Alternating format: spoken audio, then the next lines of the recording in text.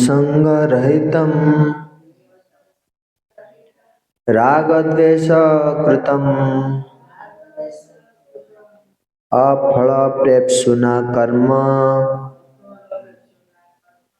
यत् सात्विकम् उच्यते। नियाचिल प्रभुपाद की जा समस्त मो सांगरे कहबेला जे कर्म कर्तव्य अनुरोध रे अनासक्त भाव रे राग द्वेष ठारू ऊर्ध्वरे रही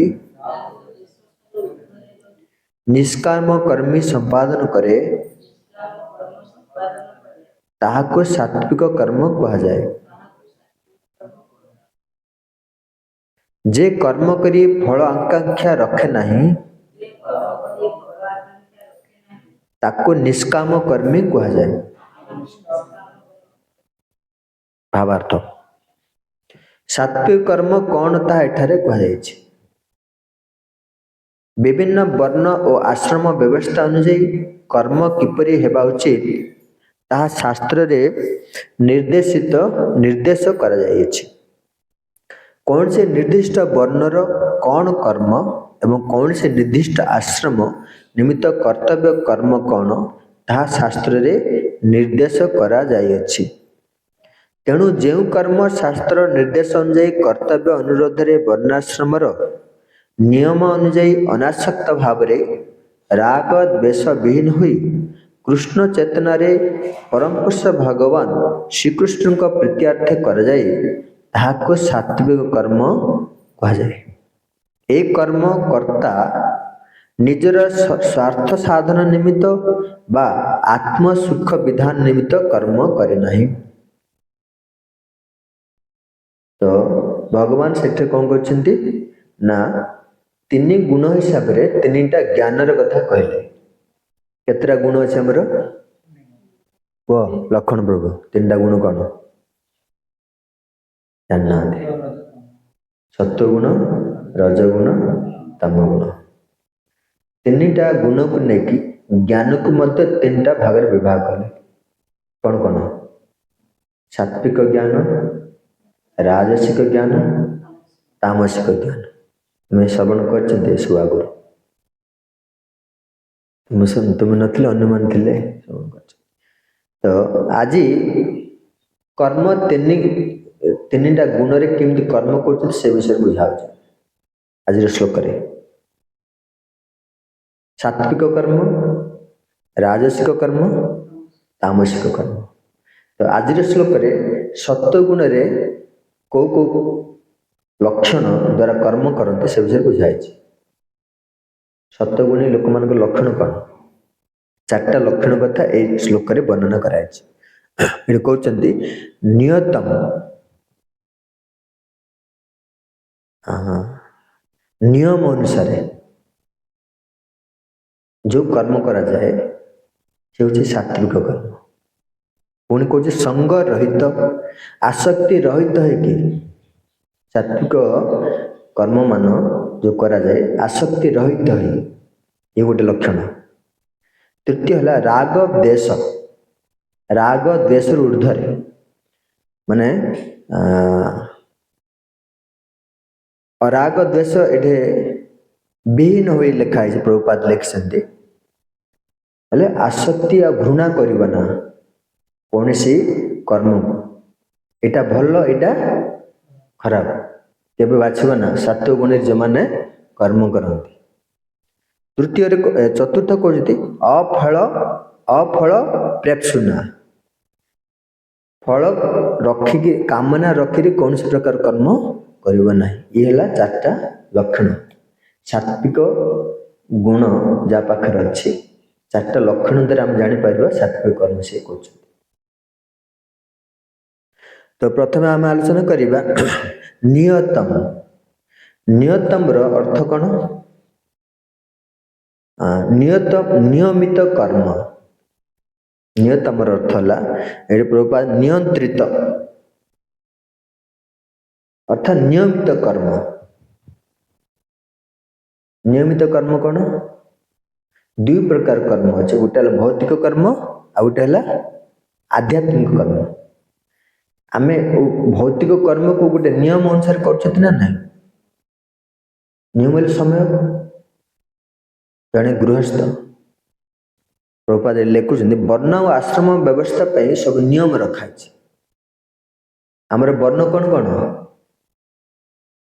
कालिया प्रभु केते प्रकार वर्ण अच्छे कौन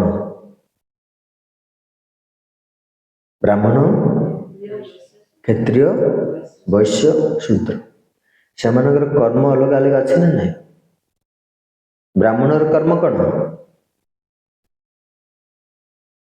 6टा कर्म कौन कौन पठन पाठन यजन जाजन दान प्रतिग्रह ये 6टा कर्म ब्राह्मण क्षत्रिय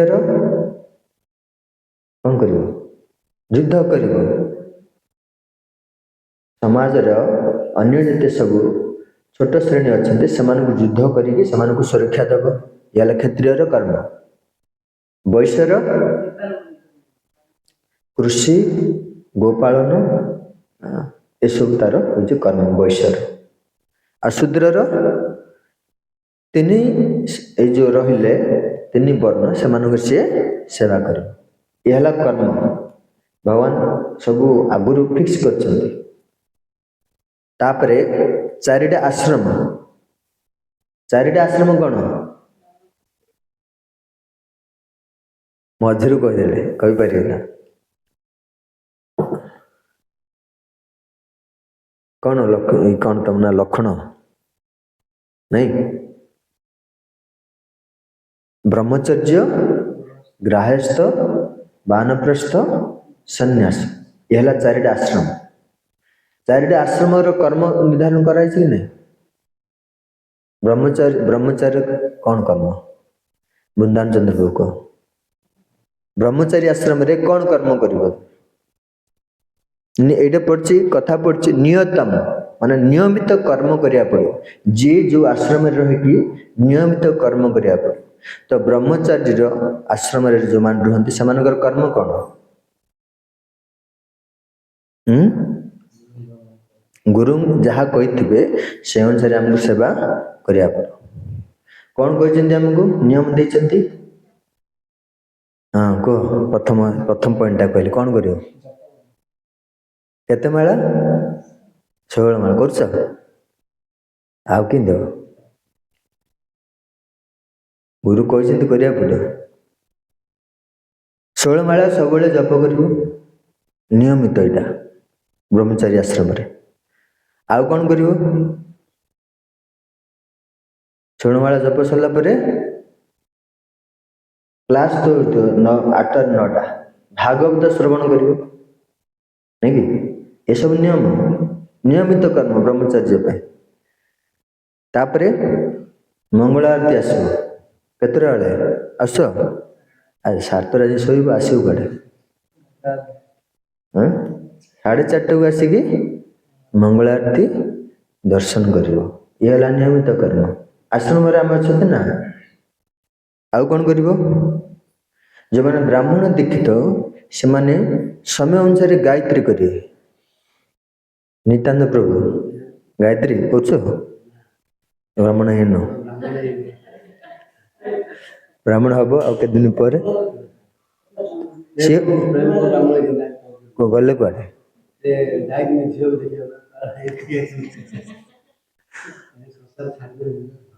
ये नियमित कर्म जो मैंने गायत्री दीक्षा नहीं ब्राह्मण होती समय अनुसार गायत्री करिए हाँ समय अनुसार आम जेकोसी आश्रम समय अनुसार जब कर्म करवा सब किसी ठीक ठाक रे चल नियतम कर्म सब आश्रम वर्ण व्यवस्था कराई एसबू न करुले मत कह पड़े आम ठीक से कर पारना आम कर पारना कहबार ना कौन शास्त्र शास्त्र जिनस कह पड़ो तेणु नियमित कर्म आ जड़े गृहस्थ तार कर्म कौन कह कालिया गृहस्थ अच्छा कौन कर्म तुम ग्राहस्थ आश्रम रे कौन कर्म कर जान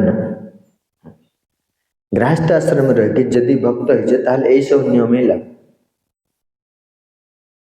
ये सब घरे रही कर टाइम टा एपट सेपट टे हो पारे किंतु हमको गुरुंकर आदेश मानिक करिया पड़े घर में तेणु ये हूँ नियमित कर्म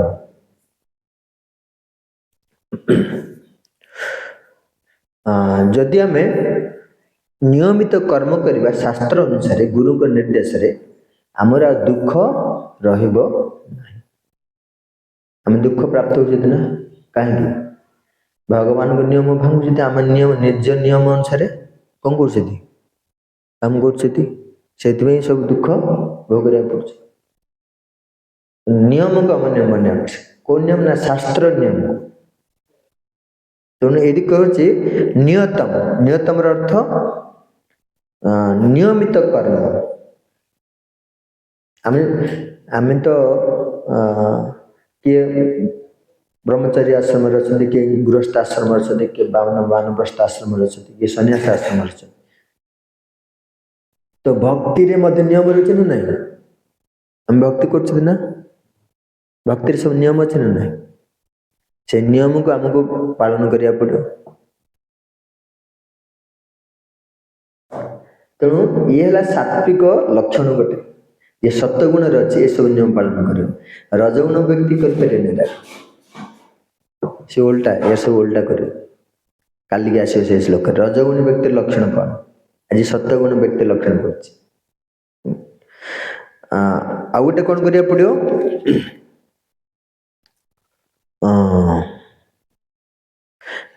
सब गोटे समय काढ़े गीता पाठ करेंगे 10 मिनट 5 मिनट गीता भागवत अध्ययन करेंगे घरे ये है सात्विक व्यक्ति लक्षण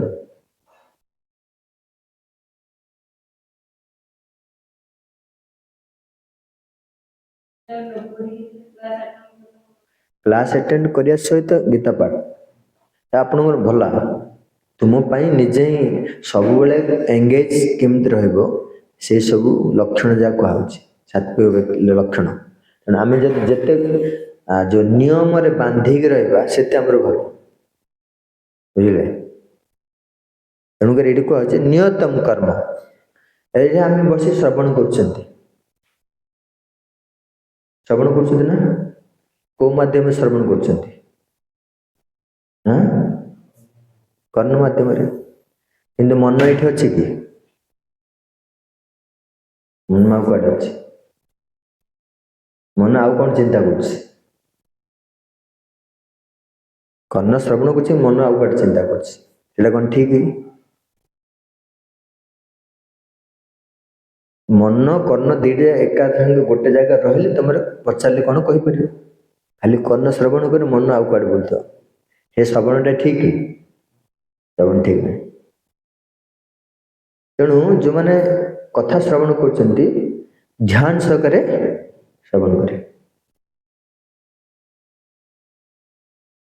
ये कथा उद्धव को गोपी माने कहते गोपी माने उद्धव को कहते कहीं ना उद्धव जाए बुझे ना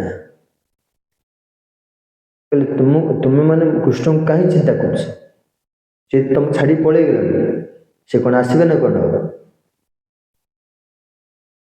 ये सब बुझेला मनटा कौट लगी गोपी मान जो छाड़ी गले कृष्ण मन चिंता कर कृष्ण पाखे ना कि मनटा चिंता कर ये से शिक्षा दौरान कहीं चिंता कर तुम धोखा दे जाए कौन आसबे ना कौन मैंने कृष्ण को विरोध में जापटे सेपटे कहले काले भूली जी परा गाड़ी देकर कहले किंतु से तो मनटा कृष्ण को दे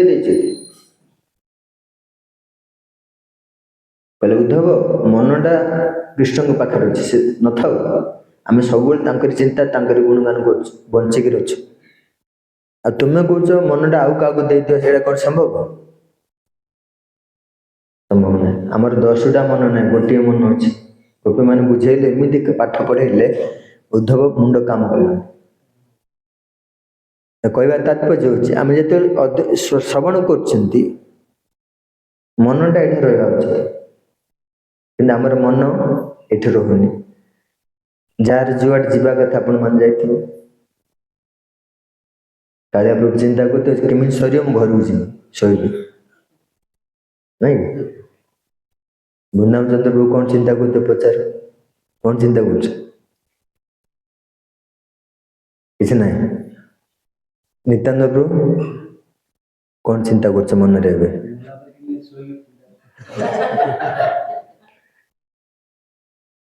ଆଜି ଖାଇନଥିବେ, ପ୍ରସାଦ ପାଇନଥିବେ, ଏଠି ବସିଥିବେ, କେମିତି ସରିଲେ ପ୍ରସାଦ ପାଇବେ?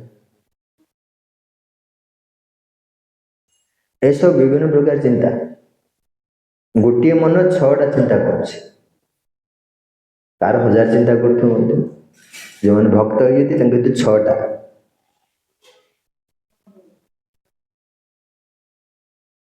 ଘର ଚିନ୍ତା ହଉଛି, ଏଇଠି ବସିଥିବ, ଘର ଚିନ୍ତା ହଉଛି ନା ନାହିଁ? ହବ। ଏକ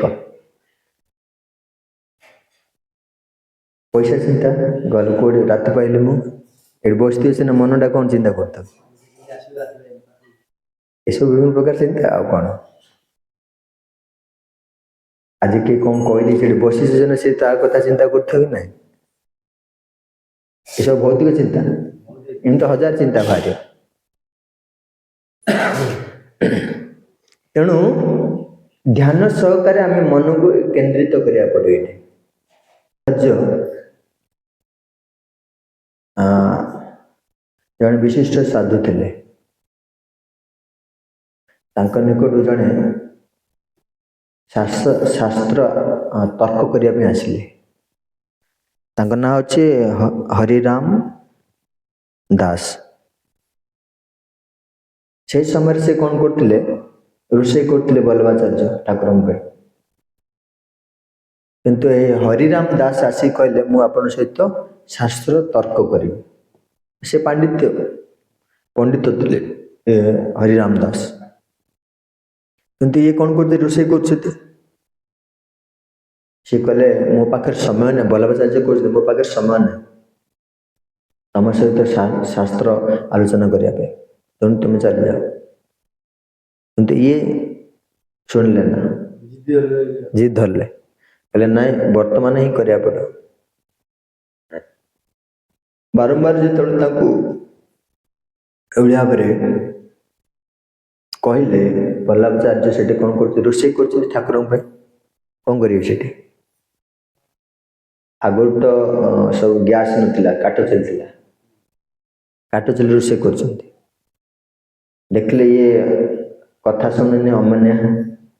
ଏ କ'ଣ କଲେ, କାଠର ଜାଳଟାକୁ ବାହାରୁ କାଢ଼ିଲେ। ଜାଳଟା କମେଇଲେ ସିନା ସେ ଆସିବେ। ବାହାରୁ କାଢ଼ିକି ଆସି ବସିଲେ। ସେଇ ସମୟରେ ହରିରାମ ଦାସ କଥା ଚିନ୍ତା କରୁଛନ୍ତି। କହିଲେ, ଆରେ ଚୁଲିଟା କ'ଣ ଜଳି ନଥିଲେ ହେଇନଥାନ୍ତା ସେମିତି? କାଠଟା, ସେ କାମ ଚାଲିଥାନ୍ତା, ଏ କାମ ବି ଚାଲିଥାନ୍ତା।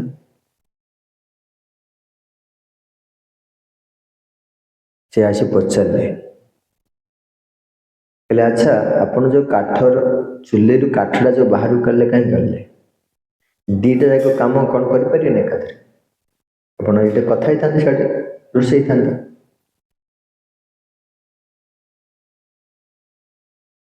ବଲ୍ଲଭାଚାର୍ଯ୍ୟ କହିଲେ, ନା, ମୋ ପାଖରେ ଗୋଟିଏ ମନ ଅଛି, ଦୁଇଟା ମନ ମୋ ପାଖରେ ନାହିଁ। ହେଲେ ତ ଶାସ୍ତ୍ର କଥା ଚର୍ଚ୍ଚାରେ ଧ୍ୟାନ ଦେବି, ନାଇଁ ତ ଠାକୁରଙ୍କ ସେବା କରିବି। ଏଇ କଥାଟା କୋଉ ଉଦାହରଣ, କୋଉଠି ପାଇଁ ଉଦାହରଣ ଦେଲି? ମନ ଜଣକୁ ସମସ୍ତଙ୍କୁ ଗୋଟେ ଗୋଟେ, 5-10ଟା ମନ ନାହିଁ କାହାର। ତେଣୁ ସବୁବେଳେ କେନ୍ଦ୍ରୀଭୂତ ହେଇକି ଆମକୁ କ'ଣ କରିବାକୁ ପଡ଼ିବ? ଧ୍ୟାନ ସହକାରେ ଭଗବାନଙ୍କର କଥା ଶ୍ରବଣ କରିବାକୁ ପଡ଼ିବ। ମନ ଉପରେ ଗୋଟେ ଉଦାହରଣ ଦେଲେ। ପ୍ରୟାସ ଉପରେ ଗୋଟେ ଉଦାହରଣ ଦେଉଛନ୍ତି, ଚଢ଼େଇ।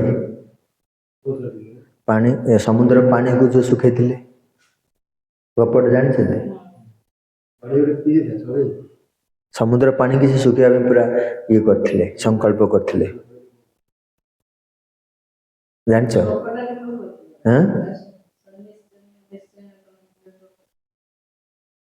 ଭକ୍ତିରେ ପ୍ରୟାସ ଜାରି ରଖିବାକୁ ପଡ଼ିବ।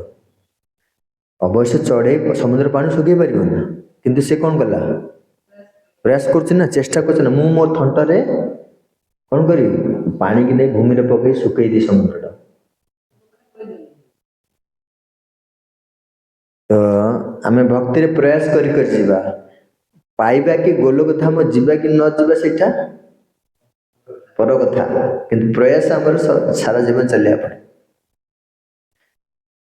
ଥରେ ସମୁଦ୍ରରେ ଚଢ଼େଇ ଅଣ୍ଡା ଦେଇଥିଲା ତା ବର୍ଷାରେ, ସମୁଦ୍ର ପାଣି ଆସିଲା ଢେଉ ମାରି ତା ବସାକୁ ଧରି ପଳେଇଗଲା। ସମୁଦ୍ର କ'ଣ କଲା? ସମୁଦ୍ର ଭିତରେ ଅଣ୍ଡା ସବୁ ପଶିଗଲା। ଚଢ଼େଇ ଯେତେବେଳେ ଆସିଲା ଦେଖିଲା ମୋ ଅଣ୍ଡା ନାହିଁ, ଭାସି ପଳେଇଛି, ଦେଖିବାକୁ ପାଇଲାନି। ଶେଷରେ ସମୁଦ୍ରକୁ ସେ ରାଗି କହୁଛି ମୋ ଅଣ୍ଡାକୁ ଫେରେଇ ଦେ, ନହେଲେ ସମୁଦ୍ର ପାଣି ପୁରା ଶୁଖେଇ ଦେବି। ଏତେ ଛୋଟ ଚଢ଼େଇ ତାର କେତେ ସଂକଳ୍ପ। ସମୁଦ୍ର ଖାତିରି କଲାନି, ଚଢ଼େଇ ଇଏ ଛୋଟ ଚଢ଼େଇଟା ମତେ କ'ଣ ଶୁଖେଇ ବୋଲି ଇଏ ଦେଖୁଛେ। ସମୁଦ୍ର ଶୁଣିଲାନି, ହେଲେ ଇଏ ପ୍ରୟାସ କଲା, ଥଣ୍ଟରେ ପାଣି ନଉଥାଏ ଭୂମି ଉପରେ ପକଉଥାଏ। ହେଲେ ଚଢ଼େଇ ଜାତିର ମୁଖ୍ୟ ପକ୍ଷୀ କିଏ ଜାଣିଛନ୍ତି? ପକ୍ଷୀମାନଙ୍କ ପାଖରେ ମୁଖ୍ୟ ପକ୍ଷୀ କିଏ? ଗରୁଡ଼। ଗରୁଡ଼ କାହାର ବାହନ? ବିଷ୍ଣୁ ବାହନ। ସିଏ ଚିନ୍ତା କଲା, କହିଲା ଆରେ ମୋର ଜାତିର ଜଣେ ଏଭଳି ଭାବରେ ଅସୁବିଧାରେ ପଡ଼ିଛି, ମୁଁ ନିଶ୍ଚୟ ସାହାଯ୍ୟ କରେ। ସବୁ ଯେତେ ସବୁ ପକ୍ଷୀ ଗରୁଡ଼ ଥିଲେ ସିଏ ଆଣି ସେଠି କ'ଣ କଲା? ଆଉ ଭଗବାନଙ୍କର ବାହନ ଯିଏ ଆସିଛି, ଭଗବାନ କ'ଣ କରିବେ? ସାହାଯ୍ୟ କରିବେନି ତାକୁ କହିଲେ। ସମୁଦ୍ର କଥା ଶ୍ରବଣ କରି ଆରେ ବାହନ ଗରୁଡ଼ ଆସିଛି ଭଗବାନ, ସିଏ ଅଡ଼ୁଆରେ ପଡ଼ିଲା। ତାପରେ ହେଇଛି ଅଲଗା ଅଲଗା ସବୁ ଜିନିଷ ହେଇଛି। ସିଏ ଅଣ୍ଡା ଆଣି ଫେରେଇଛି ଚଢ଼େଇର, ସମୁଦ୍ର ଫେରେଇ ଦେଲା। ତ ଏଇଟା କହିବା ତାତ୍ପର୍ଯ୍ୟ କ'ଣ? ଆମେ ଭକ୍ତିରେ ପ୍ରୟାସ ଜାରି ରଖିବା, ଲକ୍ଷ୍ୟ ସ୍ଥଳରେ ପହଞ୍ଚିବା କି ନ ପହଞ୍ଚିବା, ଫଳ ପ୍ରାପ୍ତ ହଉ କି ନ ହଉ, ସେଥିରେ ଆମେ ଧ୍ୟାନ ଦେବା ନା, ଚିନ୍ତା କରିବା ନା। କିନ୍ତୁ ତୁମକୁ ଭ୍ରମିତ କରିବା ପାଇଁ ବାହ୍ୟ ଲୋକମାନେ କହିବା ଏତେ କଷ୍ଟ କରୁଛୁ, ଯଦି ନ ମିଳିଲା କ'ଣ ହବ? ପାଣି ଫୋଟକା ହେଇଯିବ। ଭକ୍ତିଟା କେବେ ନଷ୍ଟ ହୁଏ କି? ନଷ୍ଟ ହୁଏନି। ବାହାର ଲୋକ ଜାଣିନାହାନ୍ତି, ସମାଜ ଲୋକ ତୁମକୁ ଇଆଡ଼େ ସିଆଡ଼େ ଭ୍ରମିତ କରିବା ପାଇଁ, ସେଠୁ ସାଇଡ୍ କରିବା ପାଇଁ ବିଭିନ୍ନ କଥା କହିବେ। ତେଣୁ ପ୍ରଭୁପାଦ ଏଇ ସବୁବେଳେ ମଜା ମଜା ଗପ ଯାହା କହିବେ ମଝି ମଝିରେ। ତେଣୁ ଆମର ପ୍ରୟାସ ଜାରି ରଖିବା ଉଚିତ। ଆମେ ସଂଘରହିତ ଆଲୋଚନା କଲେ ଆସକ୍ତ ନ ହେଇକି ସେ କର୍ମ କରିବା, ନିୟମିତ କର୍ମ କରିବା, ଆଉ ରାଗ ଦ୍ୱେଷରୁ ଉର୍ଦ୍ଧ୍ୱରେ ରହିବା। ରାଗ ଦ୍ୱେଷ ଉର୍ଦ୍ଧ୍ୱରେ କହିଲେ କ'ଣ ନା, ଏ କହୁଛନ୍ତି ଯେଉଁ କାମ ଯେଉଁ କର୍ମ ମୋତେ ଭଲ ଲାଗୁଛି ସେଇଟା ମୁଁ କରିବି, ଆଉ ସେଇଟା ଭଲ ଲାଗୁନି ମୁଁ କରିବି ନା, ଇଏ ହେଲା ରାଗ ଦ୍ୱେଷ। ବୁଝିଲେ? ରାଗର ଅର୍ଥ କ'ଣ? ଆସକ୍ତି। ଏଇଟା ମୋତେ ଭଲ ଲାଗୁଛି, ଏଇଟା ଭଲ କର୍ମ, ଏଇଟା ଭଲ, ଆଉ ସେଇଟା ଭଲ ଲାଗୁନି ସେବାଟା, ସେଇଟା ମୁଁ କରିବି ନା, ଇଏ ହେଲା ଦ୍ୱେଷ, ଘୃଣା। ବୁଝିଲେ ନା? ନିତ୍ୟାନନ୍ଦ ପ୍ରଭୁ ରୋଷେଇ କରୁଥିଲେ, ସିଏ ମନରେ ଇଚ୍ଛା କରିଥିଲେ ମୁଁ ଗୋଟେ ହେଡ୍ କୁକ୍ ହେବି। କ'ଣ ହେଡ୍ କୁକ୍ ହେଲେ କ'ଣ? ବଡ଼ ରୋଷେଇଆ। କିନ୍ତୁ ତାଙ୍କୁ ଏବେ ପଠାଗଲେ ତୁମେ ଯେ ବହି ବିତରଣ କର, ଗ୍ରନ୍ଥ ବିତରଣ କର। ଗ୍ରନ୍ଥ ବିତରଣ ତାଙ୍କ ହାତରେ ହଉନି, ସେ ମନେ ମନେ ଭାବୁଥିବେ, ଘୃଣା କରୁଥିବେ, ଏଇଟା ହବନି, ମୋତେ କାହିଁକି ଦେଉଛନ୍ତି। କିନ୍ତୁ ରୋଷେଇ ଅଭ୍ୟାସ ହେଇଯାଇଛି, କିଛି କିଛି ଜିନିଷ ଜାଣିଛନ୍ତି, ତାଙ୍କର ସେଥିରେ ଆସକ୍ତିଟା ରହିଛି। କିନ୍ତୁ ସେଇଟା ପଠଉଛି ସେ ଜିନିଷଟା କରିବାକୁ ଇଚ୍ଛା ନାହିଁ, କିନ୍ତୁ ଅଧିକାରୀ କ'ଣ ଯିଏ ଅଛନ୍ତି ଅଥରିଟି ସେ ପଠଉଛନ୍ତି, ଯିବା ବାଧ୍ୟ। ଏ ହେଲା ରାଗ ଦେଶ। ସେଇଟା ଭଲ, ଏଇଟା ରୋଷେଇଟା ଭଲ, ବୁକ୍ ବିତରଣଟା ମୋ ହାତରେ ହବନି, ସେଇଟା ଭଲ। ଏ ହେଲା ଦ୍ୱେଷ। ବୁଝିପାରିଲ? ତେଣୁ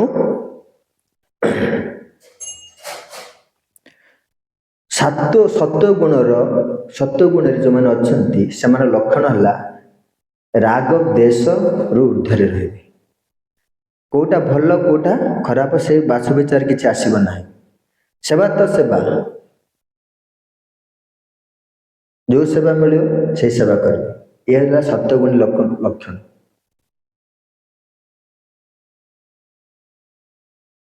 ଆପଣ ସେବା କରୁଛନ୍ତି, ସେବା କଲା ଭିତରେ ଜଣେ ପ୍ରଶଂସା କରିବ ଆଉ ଜଣେ ନିନ୍ଦା କରିବ। ସେଇ ସେବାଟାକୁ ଜଣେ ପ୍ରଶଂସା କରେ, ମୁଁ ପ୍ରଶଂସା କଲି ନିତ୍ୟାନନ୍ଦ ପ୍ରଭୁ ବହୁତ ରୋଷେଇ ଭଲ କରୁଛନ୍ତି, ତାଙ୍କ ଯାହାର ପଡୁନଥିବ ସିଏ କ'ଣ କହିବ, ଏ ଭଜାଟା ଅଲଣା ହେଇଛି, ତେଲ ଟିକେ କମ ହେଇଗଲା, ନାଇଁ କି? ବାସ ବିଚାର ହବ। ସେ ସମୟରେ ତୁମେ କ'ଣ କରିବ? ନିତ୍ୟାନନ୍ଦ ପ୍ରଭୁ ଜଣେ ପ୍ରଶଂସା କଲା, ଜଣେ ନିନ୍ଦା କଲା, କ'ଣ କରିବ?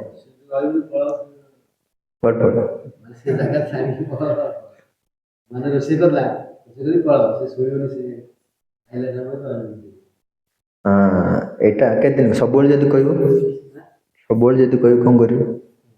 ସବୁବେଳେ ଯଦି ଜଣେ ପ୍ରଶଂସା କଲା ଜଣେ ନିନ୍ଦା କଲା, ଛାଡ଼ି କୁଆଡ଼େ ଯିବ? ଚିନ୍ତା ଯାଇ ଶୋଉଥିବ ଆଉ। ଏଇଟା ଉତ୍ତର ହେଉଛି ୟାର, ଯେଉଁମାନେ ସତ୍ୱଗୁଣରେ ଥିବେ ନିନ୍ଦା ପ୍ରଶଂସାକୁ ଖାତିର କରିବେ ନା। ଶରୀର ଚେତନା ଯଦି ଥିବେ ନିନ୍ଦକ ବ୍ୟକ୍ତିର କଥା ଶୁଣି ତମର ଗୁଣା ଜାତ ହବ, ଏମିତି ମୋ ନାଁରେ ବେଶୀ କହୁଛି, ଆଦରେ ସଙ୍ଗ କରିବନି, ସବୁବେଳେ ତାକୁ ଦେଖିଲେ ଚିଡ଼ଚିଡ଼ା ହବ। ଆଉ ଯିଏ ପ୍ରଶଂସା କରୁଛି ତାର ସଙ୍ଗ କରିବ, ନାଇଁ କି? ତେଣୁ ସତ୍ୱଗୁଣୀ ବ୍ୟକ୍ତି ଲକ୍ଷଣ କ'ଣ ନା ନିନ୍ଦା ଆଉ ପ୍ରଶଂସାର ଉର୍ଦ୍ଧ୍ୱରେ ସେ ରହିବ। ଅର୍ଥାତ୍ ଶାରୀର ଚେତନାର ଉର୍ଦ୍ଧ୍ୱରେ ମୁଁ ହେଉଛି ଆତ୍ମା ସେ କହୁ। ସ୍ୱରଟା କ'ଣ ଖଣ୍ଡିଆ ହେଇଯାଉଛି ନିନ୍ଦା କରିଦେଲେ, ନା ପ୍ରଶଂସା କରିଦେଲେ ସ୍ୱରଟା ମୋଟା ହେଇଯାଉଛି? କହୁଛନ୍ତି ସିନା, ଏତେ ସହଜ କ'ଣ ଏଇଟା ହଜମ କରିବାଟା?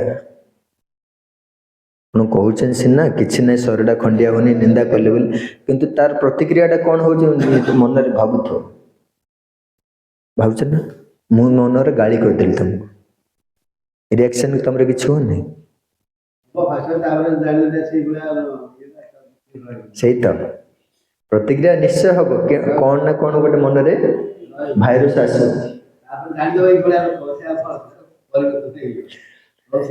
ତେଣୁ ସତ୍ୱଗୁଣେ ଯେଉଁମାନେ ଥିବେ ସେମାନଙ୍କର ପ୍ରତିକ୍ରିୟା ପ୍ରତି କିଛି କ'ଣ ହବ? ପ୍ରତିକ୍ରିୟା ଆସିଲେ ମଧ୍ୟ ସେମାନେ କିଛି ବିଚଳିତ ହେବେ ନା। ନିନ୍ଦା କରୁଛ, ପ୍ରଶଂସା କରୁଛ, କର। ଏଇ ଭାବନାରେ କ'ଣ କରିବେ? ସାଧନା ଜାରି ରଖିବେ। ଆଉ ଭକ୍ତି କଲା ମାନେ ଆସିବ ଯଶ ଅପଯଶ। କ'ଣ ଆସିବ? ତାର ଅର୍ଥ କ'ଣ? ସମ୍ମାନ ଆସିବ, ଆଉ ତାପରେ ସମ୍ମାନ ଆସିଲା, ତାପରେ ତ ନିନ୍ଦା। ନିନ୍ଦା ପ୍ରଥମେ, ତାପରେ ସମ୍ମାନ।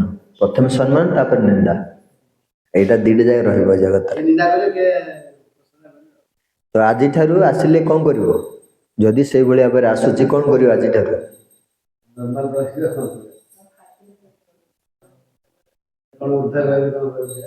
ସତ୍ୱଗୁଣ ଲକ୍ଷଣ ହେଉଛି ଏହା।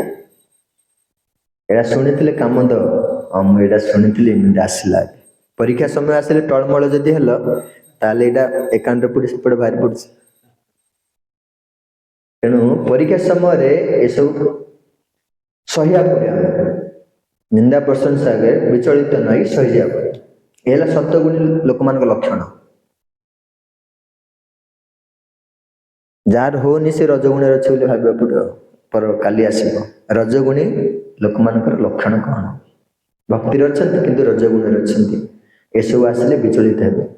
फटाफट तुम्हें जहाँ कहले तुमको उल्टा से कहे सत्य गुण जो मैंने अच्छे से पढ़े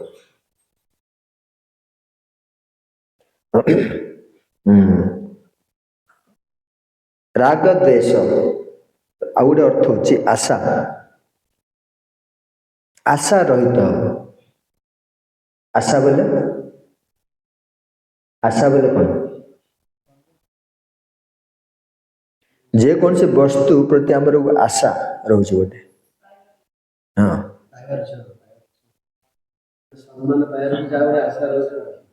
ये सब जिनस आशा तापरे प्रशंसा निंदा तापरे कौन कहले एटा भल लगुच से खराबटा ये सब राग द्वेष रे जाए किंतु से आशाटा को मध्य काटिया पड़े पिंगला बेसे कौन कहते आशा ही परम कौन सुख दुख सुख भावी आशा ही परम सुख ना ना आशा ही परम दुख उदाहरण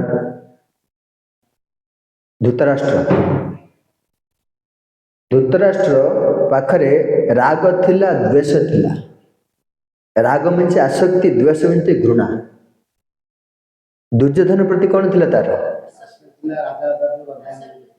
पांडव मान प्रति एतरे कौन सुख मिले से रजगुणी व्यक्ति मान लक्षण से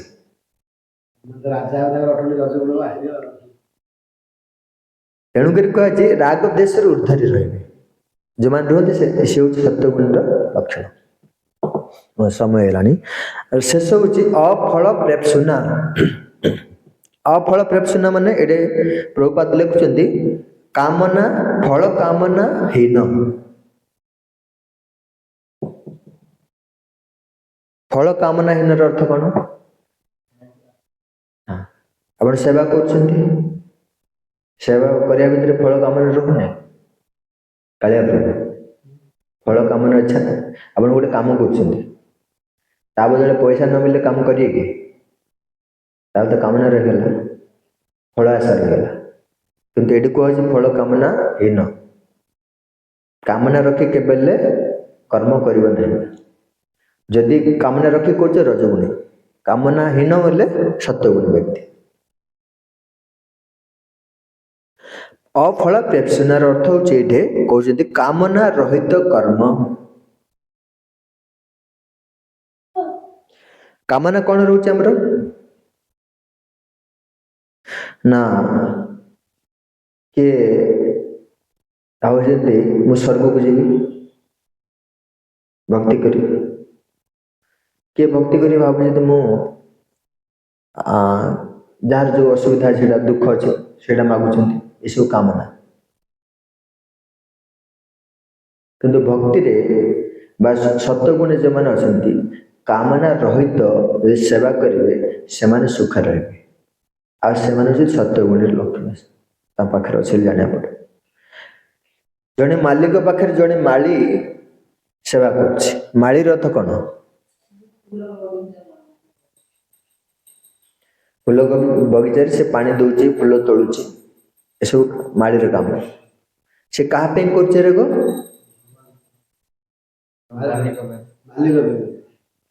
मालिक किंतु से कौन धरी घर को जाऊँगी कि फूल तोलिकी जहाँ भी तोलिब कार्य करे क्या मालिक जदि इच्छा रखिए ताले कौन हम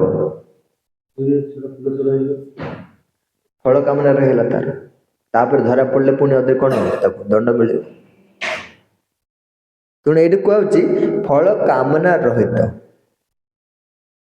आम भक्ति कर सेवा कर कौन सी प्रकार ता बदल रे आशा बा कामना रखा ना यहाँ मत मिल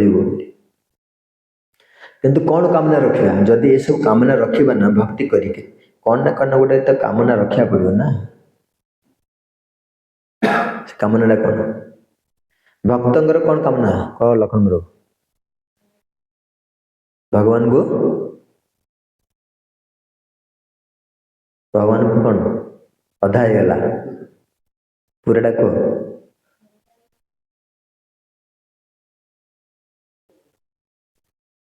ପ୍ରଭୁପାଦ ଏଠି ଲେଖିଛନ୍ତି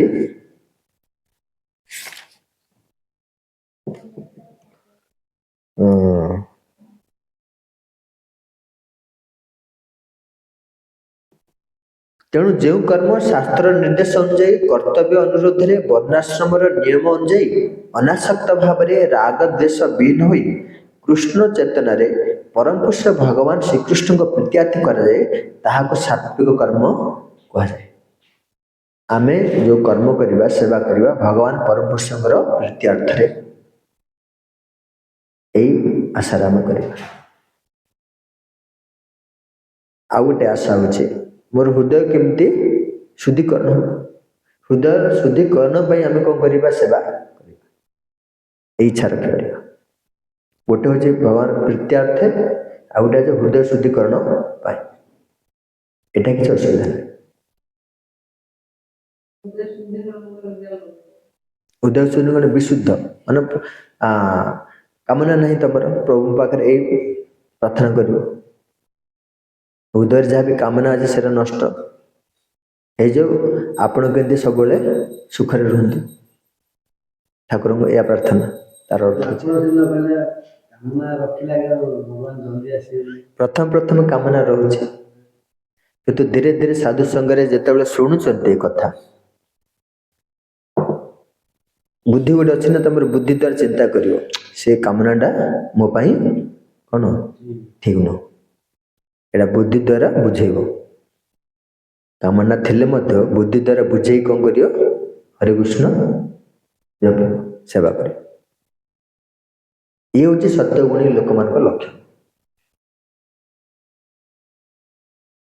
ସମସ୍ତେ ଆଜିକାଲି ତ ଭୌତିକ ଲୋକମାନେ କିମ୍ବା ଭକ୍ତମାନେ ମଧ୍ୟ ସମସ୍ତଙ୍କର ଗୋଟିଏ କମନ ଜିନିଷ ଆବଶ୍ୟକ, ଅର୍ଥ। ନାଇଁ କି? ଟଙ୍କା କାହାକୁ ଦରକାର ନାହିଁ, ସମସ୍ତଙ୍କୁ ଦରକାର, ନାଇଁ କି? କ'ଣ କରିବ? ଯେଉଁମାନେ ଗୃହସ୍ଥ ହେଇଛନ୍ତି ସେମାନଙ୍କ ପାଖରେ ଟଙ୍କା ଅଛି, ଧନ ଅଛି, ସେମାନେ କ'ଣ କରିବେ? ଦିଟା ଭାଗରେ ବାଣ୍ଟିବେ, ଯାହାକି ସନାତନ ଗୋସ୍ୱାମୀ ରୂପ ଗୋସ୍ୱାମୀ କରିଥିଲେ। ଦିଟା ଭାଗରେ ବାଣ୍ଟିବେ। ଯାହା ପାଖରେ ନାହିଁ ସେ ତ ତାଙ୍କ କଥା ଛାଡ଼, ଯାହା ପାଖରେ ଅଛି ଗୋଟେ ଆକାଉଣ୍ଟ ଖୋଲିବେ କୃଷ୍ଣଙ୍କ ପାଇଁ ଆକାଉଣ୍ଟ, ସେ ଡିପୋଜିଟ୍ କରିବେ ଅଧା। ଆଉ ଗୋଟେ ହେଲା ମାୟା ଆକାଉଣ୍ଟ, ମୋ ଆକାଉଣ୍ଟ, ତୁମ ନିଜ ଆକାଉଣ୍ଟ, ଦିଟା ଆକାଉଣ୍ଟରେ ଜମା କରି ଅଧା ଅଧା 50% ଭଗବାନ ଆକାଉଣ୍ଟ ଆଉ 50% ତୁମର ନିଜ ଆକାଉଣ୍ଟ। ସେଇଟା ହେଉଛି ମାୟା ଆକାଉଣ୍ଟ। ମାୟା ଆକାଉଣ୍ଟ ବୋଲେ କ'ଣ? ମାୟା ଆକାଉଣ୍ଟ ନା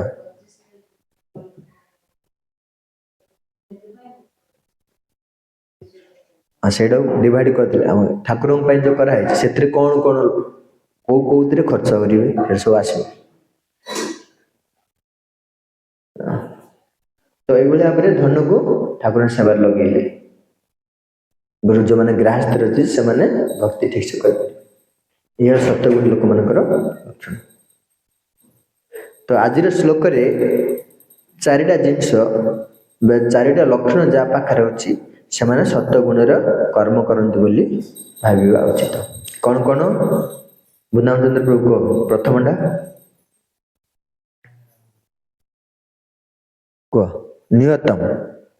ନିୟତମର ଅର୍ଥ ଏଠି କହୁଛନ୍ତି ନିୟମିତ କର୍ମ।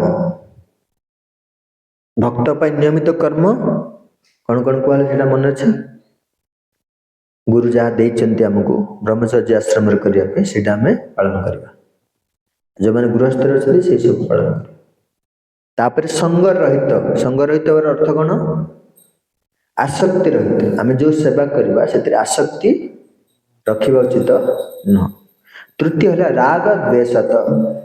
ରାଗ ଦ୍ୱେଷର ଅର୍ଥ କ'ଣ? ଆସକ୍ତି ଆଉ ଘୃଣା ଭାବରୁ ଉର୍ଦ୍ଧ୍ୱରେ ରହିବା ଉଚିତ। ଚତୁର୍ଥ ହେଲା ଅଫଳ ପ୍ରେପ୍ସୁନା, ଅର୍ଥାତ୍ ଫଳ କାମନା ନ ରଖି, କାମନା ରହିତ ସେବା।